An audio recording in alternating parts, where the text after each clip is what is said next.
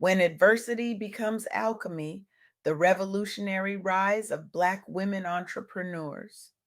Good morning, everyone. Thank you for joining me today. I recently had the extraordinary privilege of sitting down with Towanda Seymour, a visionary whose groundbreaking research has fundamentally transformed how we understand entrepreneurship, resilience, and systemic change in America. Tawanda isn't just documenting a movement, she's igniting one. Her work has illuminated pathways to economic empowerment that challenge our most basic assumptions about success and opportunity. Through her relentless advocacy, she has created spaces where invisible barriers become visible, where silenced voices find amplification, and where persistent inequities are confronted with innovative solutions. Tawanda's commitment to amplifying the voices of Black women entrepreneurs has not only transformed countless lives, but is actively reshaping industries across our economy. Today, I want to share with you some profound insights from our conversation that I believe could fundamentally change how we think about adversity, innovation, and the future of business in America. Let me start with something that might surprise you, or perhaps it shouldn't. Yet, Black women are currently the fastest growing group of entrepreneurs in the United States. This fact is often celebrated in headlines and economic reports as evidence of progress, of barriers falling, of the American dream working as intended. And it is indeed remarkable. But here's where things get interesting and frankly counterintuitive. This unprecedented growth in entrepreneurship isn't happening because the playing field has suddenly leveled. It's happening despite, and in many cases, because of persistent discrimination and systemic barriers that continue to limit opportunities in traditional employment spaces. Think about that for a moment. The very obstacles meant to hold people back are, in some cases, becoming the catalyst for innovation and new business creation. This challenges everything we think we know about how progress works. We tend to believe that removing barriers leads to advancement, that fixing broken systems creates opportunity, that making things fair allows talent to flourish. But what if sometimes the opposite is true? What if certain forms of innovation and entrepreneurship actually thrive, not in spite of obstacles, but because of them? This is not to romanticize or justify systemic inequity, far from it, but it does reveal something profound about human resilience and creativity that we rarely acknowledge. When I spoke with Tawanda, she shared a powerful story about community development financial institutions, CDFIs, that have been developing specialized lending programs for Black women entrepreneurs. These women face chronic difficulties accessing traditional financing channels. The systemic bias within mainstream banks has limited loan approvals for these founders for generations. Many lack the collateral or credit history required by conventional lenders due to generational wealth gaps that persist in our society. But here's where transformation begins. These CDFIs created tailored lending programs with flexible requirements focused on business viability rather than personal credit history. The result? Hundreds of new ventures launched by Black women received critical early stage funding that would have been completely unavailable through conventional means. The journey began with advocacy groups highlighting discriminatory lending practices, particularly after the pandemic exacerbated existing inequalities. CDFIs responded with targeted outreach campaigns. This led to increased loan approval rates among applicants led by Black women, with several recipients scaling rapidly into high growth sectors. What's remarkable is that this approach demonstrated that alternative financial models can bridge racial wealth gaps while simultaneously fueling local economic development. The very existence of the barrier sparked the creation of a solution that may ultimately prove more effective than the original system. But let's be clear about something. This isn't just about individual success stories or exceptional women overcoming the odds. The data reveals something much more systemic at work. Between 2019 and 2023, average revenues for businesses owned by Black and African American women grew by an astonishing 2.7%, outpacing all other demographic groups during this period. These entrepreneurs faced pandemic related disruptions alongside long standing gender bias within supplier networks and customer markets. How did they respond? By leveraging digital platforms for sales diversification while forming peer support networks focused on resource sharing. The sustained revenue increases, even amid economic uncertainty, demonstrated an adaptability rooted in community connection rather than reliance on external systems alone. Many of these founders transitioned from corporate roles after encountering glass ceilings or toxic environments, a move spurred more by necessity than choice. They expanded their market reach through online commerce, gained recognition from national small business organizations, and ultimately helped increase representation at leadership levels across sectors ranging from retail to consulting. This pattern of adversity driving innovation becomes even more apparent when we look at recent labor market data.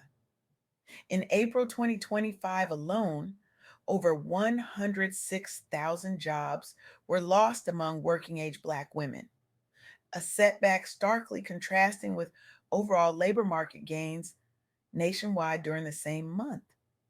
The unemployment rate for Black professional women surged due partly to federal job cuts, traditionally a stable sector, plus widespread rollback of DEI initiatives across major industries.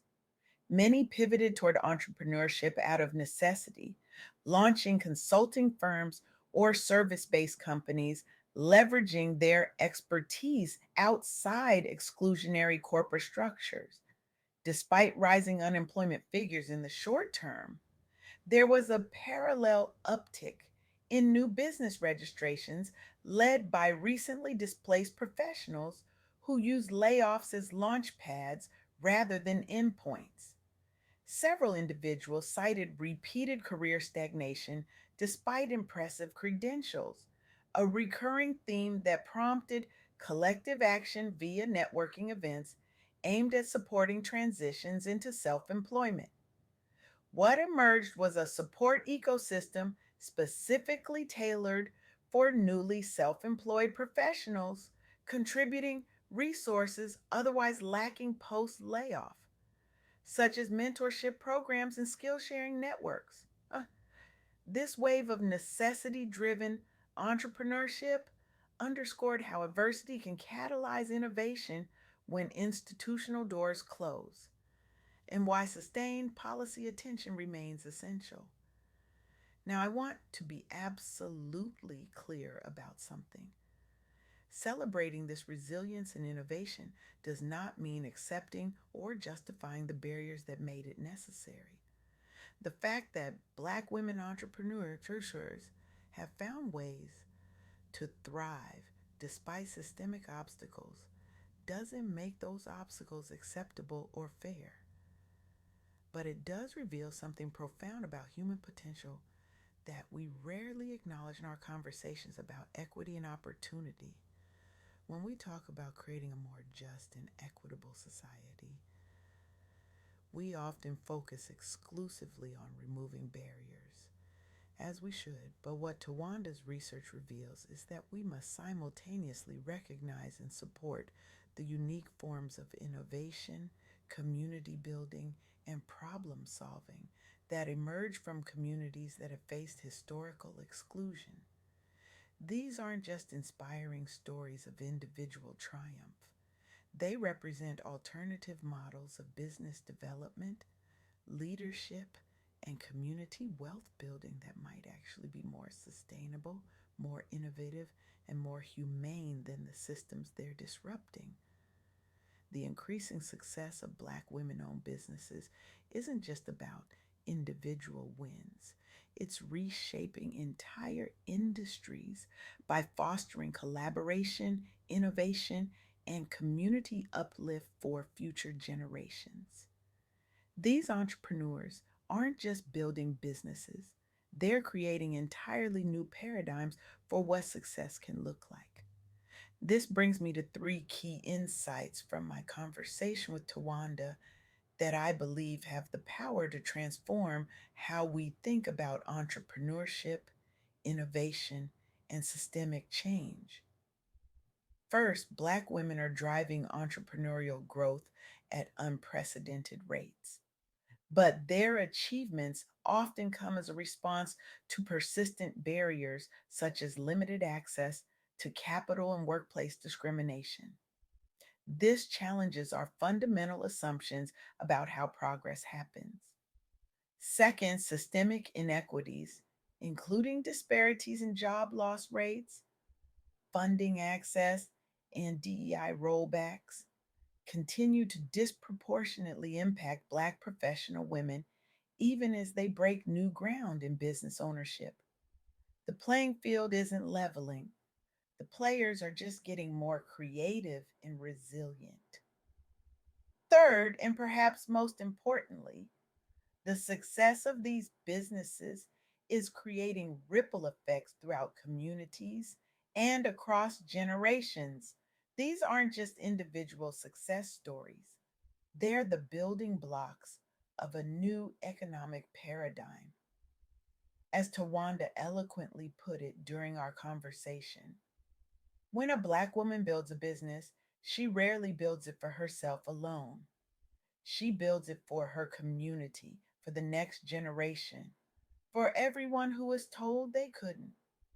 That's not just entrepreneurship, that's revolution. So, where does this leave us? What can each of us take from these insights that might fundamentally alter how we approach our own challenges and opportunities? I believe we stand at a crossroads. We can continue to view adversity solely as an obstacle to be removed, or we can recognize it as a powerful catalyst for transformation, not just for individuals, but for entire systems. The revolution happening in entrepreneurship right now isn't just about who owns businesses, it's about reimagining what business itself can be: more collaborative, more community centered, more innovative precisely because it emerges from lived experience with broken systems. This isn't just theory, it's happening right now all around us, led by women who refuse to wait for permission or perfect conditions. So I challenge you today: look at the obstacles in your own life, not just as barriers, but as invitations to create something entirely new. Ask yourself what systems you're accepting that should be questioned. What solutions might you create, not despite your challenges, but because of them? And most importantly, how might you use your own position, whatever it may be, to recognize, amplify, and support the revolutionary innovations emerging from communities that have been historically marginalized? Because the most powerful innovations rarely come from those with the easiest path. They come from those who had to forge new ones. And in doing so, they don't just overcome barriers, they transform them into bridges that others can cross. That is the revolutionary power of adversity. And it just might be the force that finally creates the more equitable, innovative, and humane world we all claim to want.